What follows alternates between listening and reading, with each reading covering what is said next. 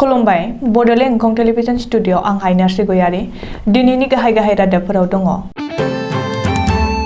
क'भाक्सिन भेक्सिननि booster ड'जआ अमिक्रनजों जुजिनो हायो।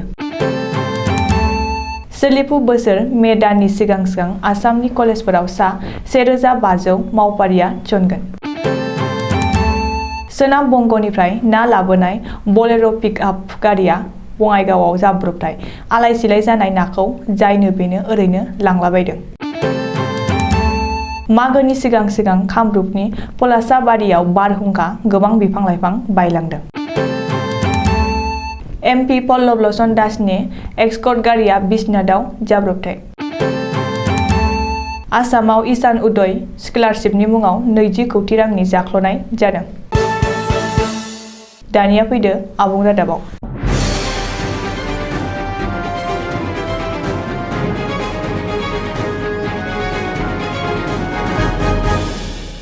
कर'नानि थाखाय दिहुनजानाय क'भेक्सिन भेक्सिननि दिहुनगिरि भारत बाय'टेक फार्मासिउटिकेल कम्पानिया दाबि खालामदों दि आथिखालाव क'भेक्सिन बुस्टार ड'जआ गोदानै फैनाय अमिक्रन भेरिएन्ट एबा डेल्टा भेरिएन्टजों जुजिनो हानाय गोहो दं।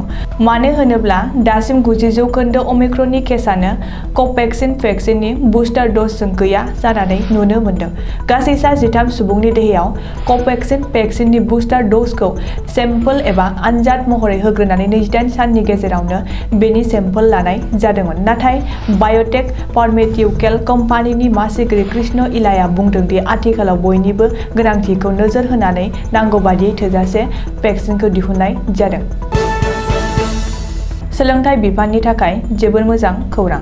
बुधबारखालि दिसपुरनि जनता भवनाव आसामनि गिबि मन्त्रि डक्टर हिमन्त बिश्व शर्मानि मासि दैदेननायाव जालांनाय मन्त्रि हान्जानि केबिनेट जथुमाव सोलोंथाइ बिफाननि कलेजफोराव लांदां जानानै थानाय मासिफोरखौ सुफुंनो थाखाय गोबां गोख्रों थांखि लानाय जादों। बे मोजां खौरांखौ आसामनि सावस्रि मन्त्रि केशव महन्तआ खौरांगिरिनि मेल खुंनानै मिथिहोदों। कलेज फोरोंगिरि एबा लेङाइ बिबुंथिगिरि, 3थि फारिनि मावफारिया आरो 4थि फारिनि मावफारिया गासै सा 1500 मावफारियाफोरखौ सोलिफु बोसोर 2022 नि मे दाननि सिगां मोनफ्रोमबो लांदां मासियाव थिसननो थाखाय सोलोंथाइ बिफानखौ बिथोन होदों। सुफुंनो गोनां लांदां मासिफोरा फारियै सा 743 लोगो बिबुंगोरा, सा 233 आ 3थि फारिनि मावफारिया एबा अफिस स्टाफ आरो सा 524 आ 4थि फारियानो मावफारिया एबा गुबुन बिथिङाव थानाय मावफारिया जेरै लाइब्रेरि बियारार, लेबरेटरि बियारार, पियन, चौकीदार आरो नाइट चौकीदार बायदि।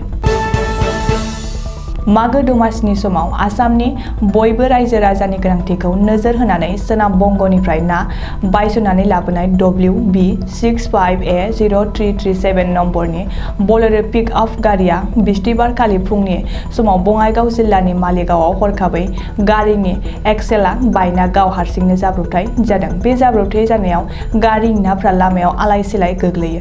नाथाय दुखुनि बाथ्रा दि जायगानि मानसिफ्रा सिगाङाव गोग्लैनाय नाखौ बुथुमनायाव हेफाजाब होदोंमोनब्लाबो उननि समाव जायनो बेनो फैनानै नाफोरखौ ओरैनो लांलाबायदों होननानै बलेर' पिकआप गारिनि ड्राइभारआ अजद होदों।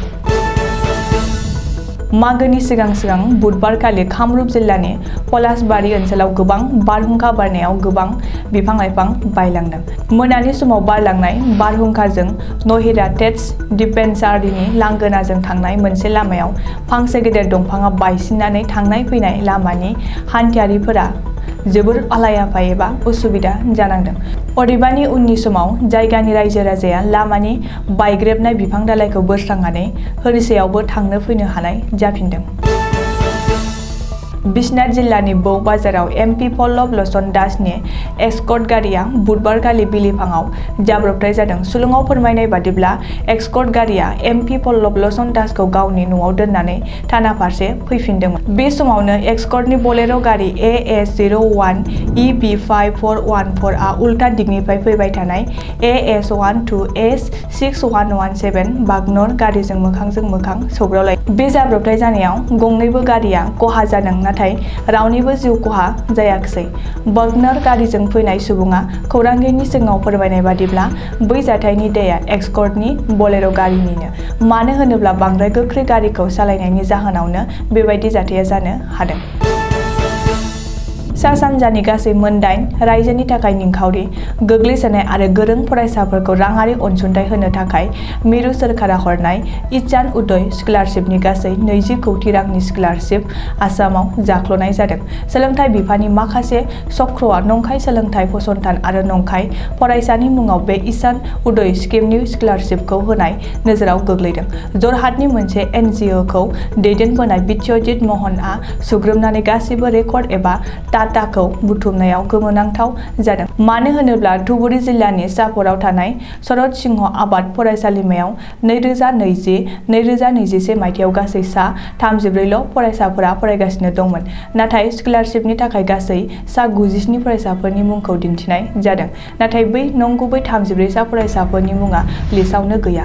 बेनि अनगायैबो बरपेटानि MC कलेजाव सा 234 नकल फरायसा, BB कलेजाव सा 119 नकल फरायसा, बङाइगाव कलेज आरो बायजो रायजोनि गोबां नकल सोलोंथाइ फसंथानफोरनि गोबां नकल फरायसाफोरनि मुङाव इसान उदय स्किमनि गासै 20 कौटि रांनि जाख्ल'नाय सोलिदों होननानै मिथिहोदों। दिनैनि रादाबा एसेनोसै, गोजोन्थों।